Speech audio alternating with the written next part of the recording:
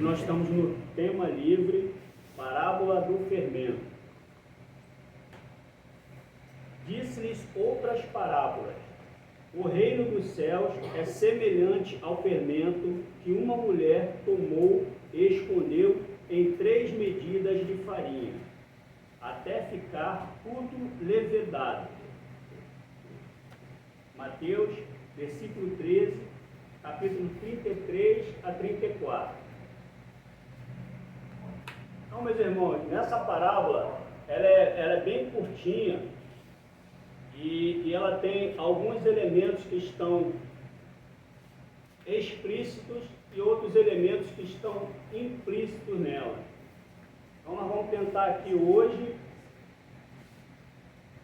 descobrir qual o sentido espiritual desta parábola. Ela é uma das menores, acredito que seja até a menor. Essa parábola, Cristo contou uma sequência de parábolas em Cafarnaum, e aí a gente vai tentar entender mais ou menos o que diz essa parábola, né? As parábolas, elas são como um diamante. A gente tem vários pontos que a gente pode observar. O mais importante, quando você vai dar um sentido espiritual à parábola, é que você mantenha um raciocínio e que haja coerência naquilo que você está explanando nas palavras do Cristo. É óbvio que a gente ainda vai demorar muito para pegar com toda a riqueza aquilo que Cristo falou nas suas parábolas, até mesmo nessa que é bem pequena. Então, eu vou ler mais uma vez para a gente fixar essa parábola. Ela é bem pequenininha, mas requer uma atenção nas palavras. Disse-lhes outra parábola, porque Jesus vinha contando várias parábolas, tá? Então, disse outra. O reino dos céus é semelhante ao fermento que uma mulher tomou e escondeu em 3 medidas de farinha, até ficar tudo levedado. Então, o primeiro elemento visível aqui nesta parábola é o fermento. É isso, pessoal? O primeiro elemento visível é o fermento. Ele fala no fermento, não é assim? Então, o primeiro elemento visível é o fermento. Nós temos uma personagem. Quem é a personagem? Boa noite. Boa noite. Quem é a personagem, pessoal? Vamos lá. O corpo já está aqui e a mente também, ou ainda está no carnaval? Como é que é? Está corpo e mente aqui ou está só? Vamos lá de novo. Nós temos o primeiro elemento visível, que é o fermento. O segundo, nós temos uma personagem. Quem é a personagem aqui? A mulher. Parabéns, muito bem. A mulher, vamos lá. E o segundo. E o terceiro elemento visível é qual? No caso, o segundo elemento visível é o qual? São as 3 medidas de farinha, não é assim? Não é isso? Ela tomou 3 medidas de farinha. Não foi isso que a gente falou aqui? Bem pequenininho, pessoal? Não foi bem pequenininho? Então vamos adiante. O fermento é o quê? O que seria o fermento? Alguém tem ideia do que seria o fermento? Tem ideia alguém do que seria o fermento?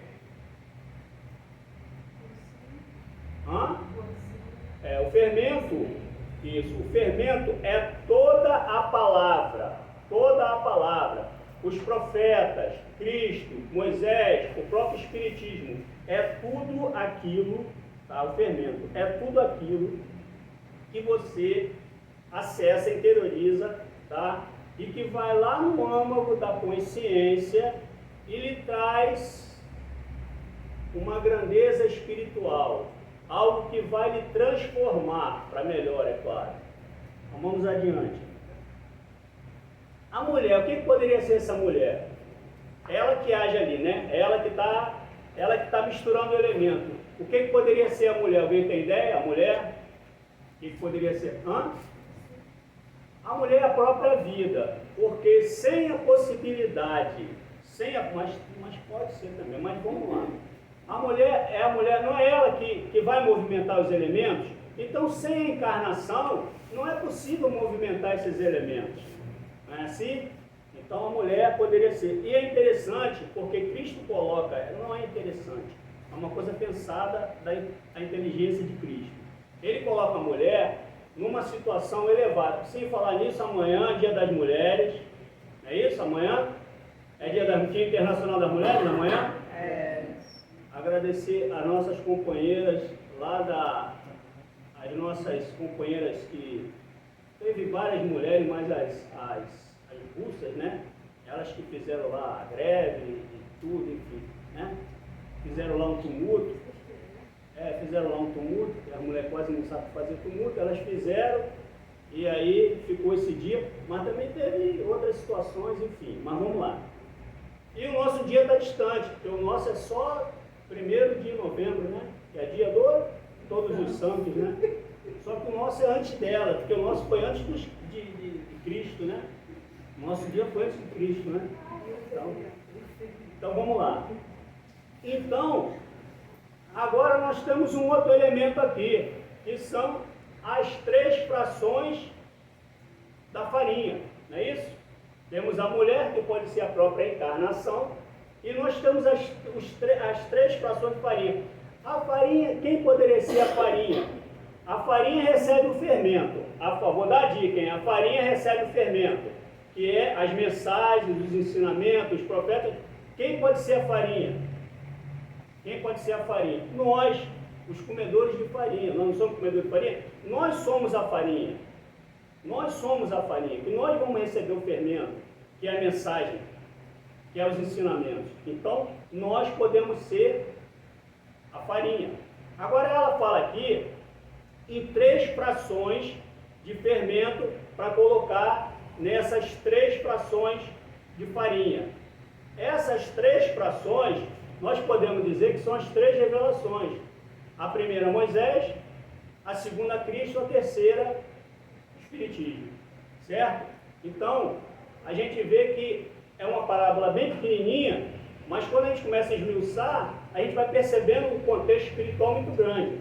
Não é assim? Agora nós temos aqui alguns elementos implícitos, alguns elementos que estão aqui ocultos.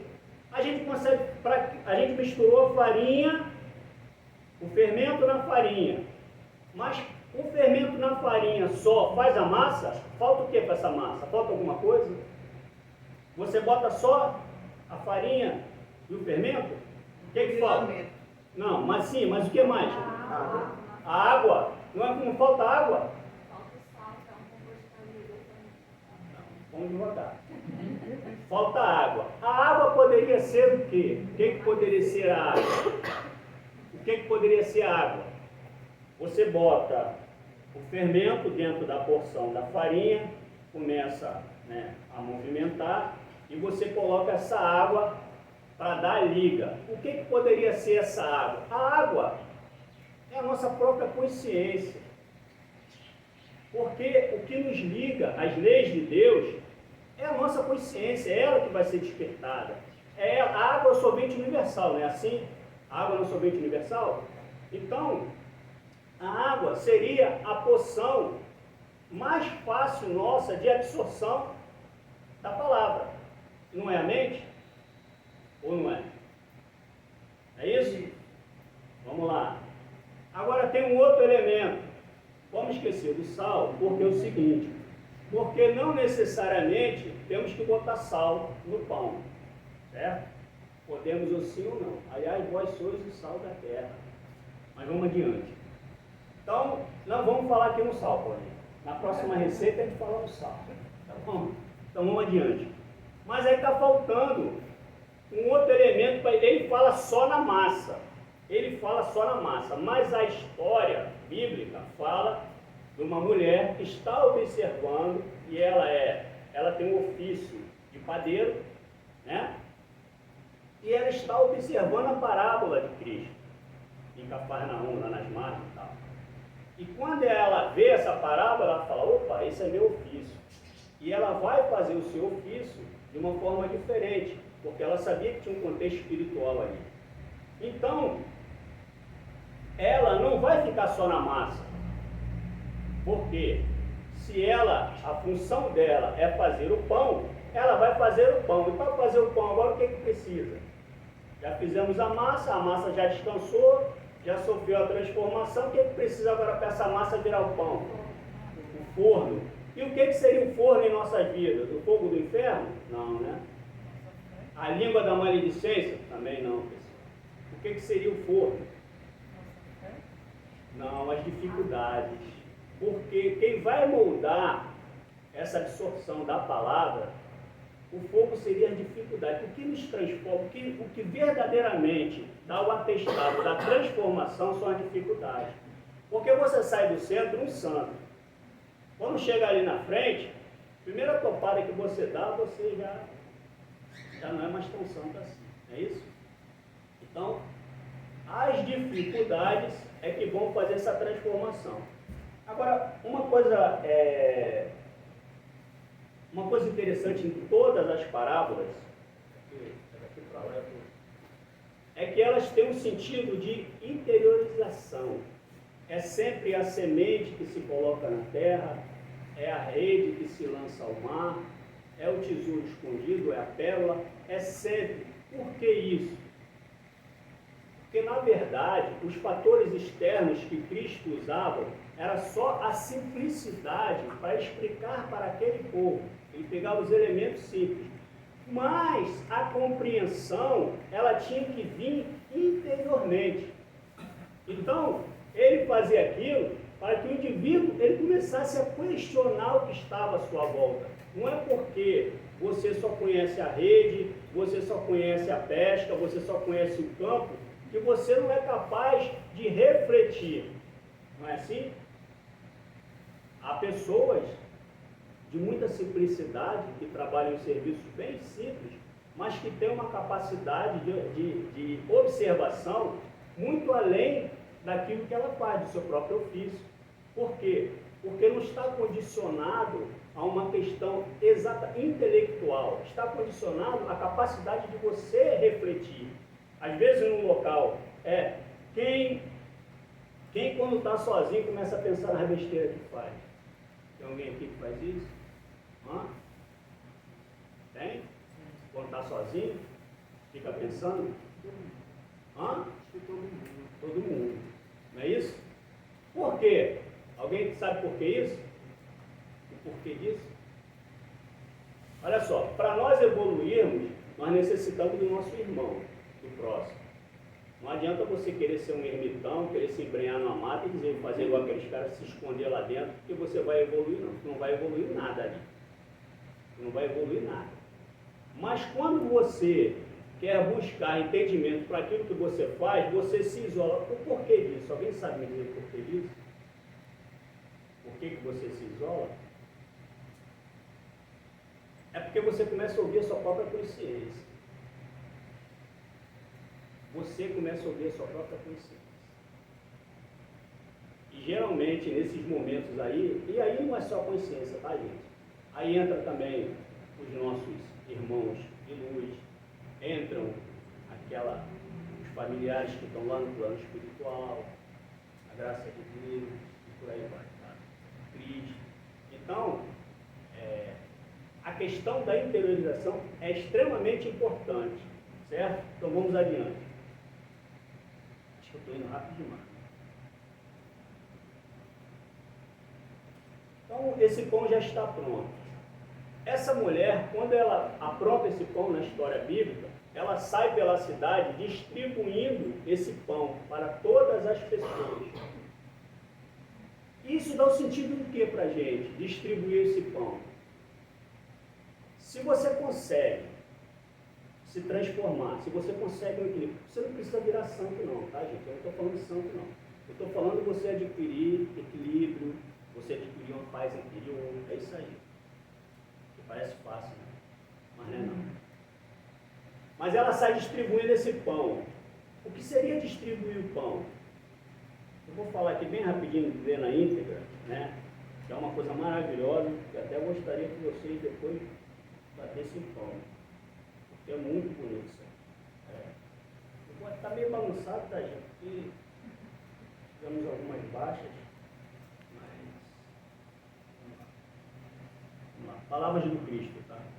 Eu sou o pão da vida. vossos pais comeram o maná no deserto e morreram. Este é o pão que desce do céu, para que o que dele comer não morra. É maravilhoso isso, gente. Vou ler de novo. Vamos lá. Eu sou o pão da vida. Vossos pais comeram o maná no deserto e morreram. Este é o pão que desce do céu, para que o que dele comer não morra. Quando essa mulher distribui esse pão, e Cristo, olha só, Cristo se compara ao pão. Uma das coisas mais simples que tinha, né, na alimentação daquele povo era o pão. Tanto que faltava tudo menos o pão, né? E ele fala da questão do maná no deserto, que era aquelas gotículas lá do orvalho, que era bem docinho, com mel e tudo. E até é interessante que lá o povo estava comendo esse maná, chegou uma hora que eles ficaram cansados de comer o maná. Aí eles começaram a reclamar, dizer que no Egito eles comiam picanha. Não, porque lá no Egito a gente comia picanha, que não sei o que e tal. Aí veio as codornas. Olha que Deus maravilhoso, eles estavam tudo reclamando. Então, por isso que Cristo diz que eles comeram maná e morreram. Por quê? Porque eles ficaram 40 anos no deserto e eles não entenderam o sentido espiritual daquilo ali. E por que que eles estavam ali no deserto? Então, ele diz que os pais dele estavam se referindo aos antepassados, o povo hebreu que fez a travessia, que ficou padecendo 40 anos, né, em busca da terra, a terra prometida. Até já falei isso aqui da outra vez, que eles tinham sentido terra prometida como um espaço físico. E, na realidade, a terra prometida não era esse espaço físico. Era o reino de Deus para eles, que eles tinham uma nação que foi a primeira que recebeu a função de trazer a isso, do Deus único, né? Do único Deus. Então, Cristo fala desse pão que desce, que é um contexto espiritual, totalmente espiritual. Porque vamos supor, né, tem até um filme que é bem interessante que fala, e até também tem uma parte que fala também do período que Mandela passou preso, que ele diz que ele não estava preso. Ele não se sentia preso ali, naquela cela, porque o espírito estava liberto. Aliás, na encarnação, o espírito ele fica preso à matéria. Por isso as dificuldades, e por isso aqui são as verdadeiramente provas, né? Aonde a gente tem os acertos. Então, Cristo diz que se eles tivessem compreendido, né, o que aconteceu ali, até tem um momento que Moisés ataca a rocha, né? Tem aquele acesso de fura lá com a água, fogo. Eles continuaram eles eram um povo rude e eles precisavam fazer a depuração da servidão. Eles passavam o tempo todo ali se achando injustiçados, e não há injustiças na lei de Deus. Então, a gente também faz isso às vezes, né? Você está passando por uma tormenta, em vez de você procurar alinhar seu barco na direção correta, muitas das vezes você fica reclamando. Então você não passa pela tormenta. Porque o sentido dela é você passar por ela, mas você tira algo de proveito. Mais na frente, depois ela volta. É por isso que eu sempre digo aqui, não existem curas milagrosas dentro de qualquer casa, seja ela espírita, seja ela católica, protestante, o que for, umbanda, o que for, não tem. Porque é um processo que se precisa passar. Está compreendido isso, pessoal? Está dando para entender? Então vamos adiante.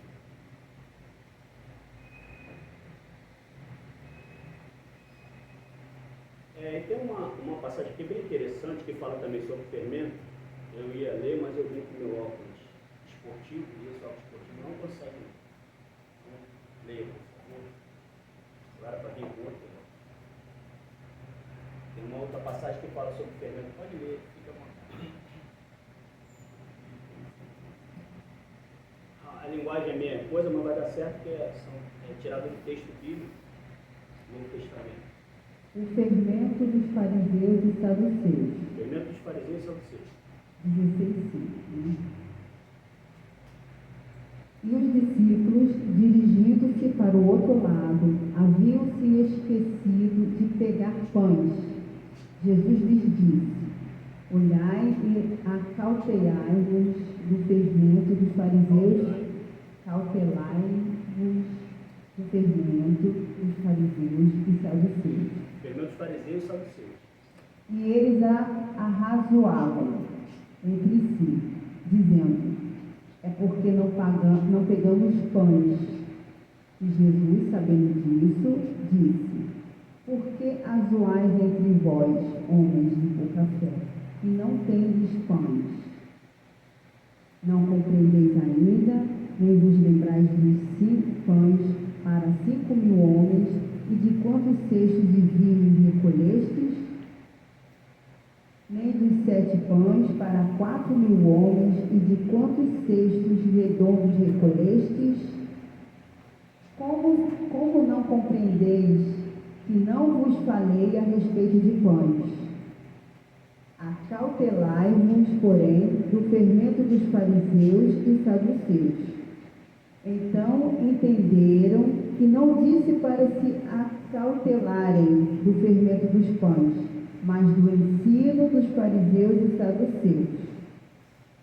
Pronto. O que acontece é o seguinte: Cristo dá uma instrução simples para os seus discípulos, mas eles, como todo ser humano, quando Cristo pedia eles para fazer alguma coisa, eles, na maioria das vezes, ou eles se atrapalhavam, ou eles se questionavam, ou tinham um ciúmezinho, uma coisa, mas isso tudo natural, porque era uma disparidade muito grande entre Cristo, que ali estava, e o restante.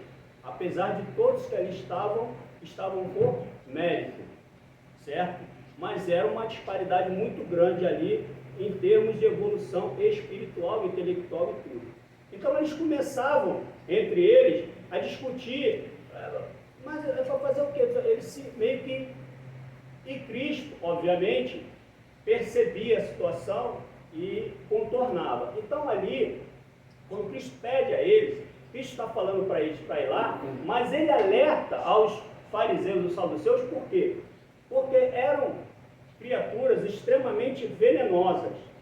E esse fermento que Cristo está falando aí, nessa passagem, é um fermento negativo.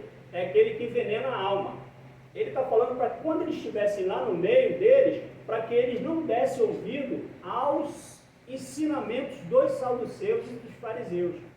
Está dando para compreender isso? Então, esse fermento, nessa passagem aqui, é uma situação negativa. Tanto que ele diz, não é o fermento do pão, mas é o fermento. Por quê? Porque esse fermento, da mesma forma que ele fortalece, que ele cresce em você, algo positivo, das ensinamentos de Cristo, ele também poderia fermentar e crescer. Olha só, a gente vê muitas pessoas pregando coisas malévolas, a gente já viu isso, tem pessoas que pregam, ou que não precisa nem ser pregadores, pode ser até pessoas que fazem discurso de ódio, não tem essas pessoas? Ela tem a oratória, mas a oratória dela leva as pessoas para o mal. Então não quer dizer porque você tem uma oratória, ou porque você é um pregador, o que tem que ser visto é o que eles não faziam. Eles pegavam uma letra fria e davam a sua interpretação, aos seus prazeres, a seus gostos. Eles não estavam preocupados com os contextos espirituais. Por isso que Cristo inspira os antigos profetas, os profetas do Antigo Testamento, e depois vem dar cumprimento no Novo Testamento. Porque na passagem do Novo Testamento, Jesus vem dar cumprimento a todos esses ensinamentos do Antigo Testamento. Está dando para compreender isso, pessoal? Então vamos adiante. Estou meio perdido aqui, mas vai dar certo, pessoal. Deixa eu ver se eu consigo ler aqui. O fermento, quando se mistura, ele cresce e transforma de dentro para fora. Assim como o reino de Deus deve ser. Quando se mistura o fermento na farinha, é algo muito simples, silencioso. Nós não vemos a ação do fermento. A massa descansa. A massa está ali parada, você não está vendo, mas a ação está acontecendo. Vemos uma pequena ação acontecer. Vem aquele formato, mas quando vai ao forno, é que vemos como grandioso se tornou. E meus irmãos, e o maior sentido disso tudo é que você possa levar essa mensagem interior para as outras pessoas. Esse pão, ele tem que ser compartilhado. A todo momento que você vê nas passagens, eles estão compartilhando o pão, não é assim? Eles dividem o pão, eles estão ali sempre. E aí, então, por isso que Jesus se coloca nessa comparação simples, porque ele colocava como que eles deveriam se alimentar das informações de Cristo, né? Eles se alimentassem dessas informações. E aí a gente respeita, não vai contra, né? Essa questão da Igreja Católica, com alguns rituais, dogmas e tudo, que colocam que em um determinado período não se deve comer carne, porque a carne... Isso, sinceramente, na minha humilde percepção, isso não existe. Porque se fala em pão, se fala... Essa coisa da carne, isso foi uma coisa criada para, infelizmente, alienar as pessoas. É isso, Marcos? Não tem essa questão da carne. Se fala muito do pão. Do pão. Essa questão que Cristo se compara, ele se compara ao pão como simplicidade e como sendo algo de alimento para todos aqueles dali. E não era só um determinado povo, não todos, porque a mensagem não foi só para os hebreus. Ela nasceu, ela esteve ali, nasceu ali, mas o sentido dela era que ela fosse espalhada. Como é que está aí? Estamos acabando, né? 5 minutinhos, então vamos lá.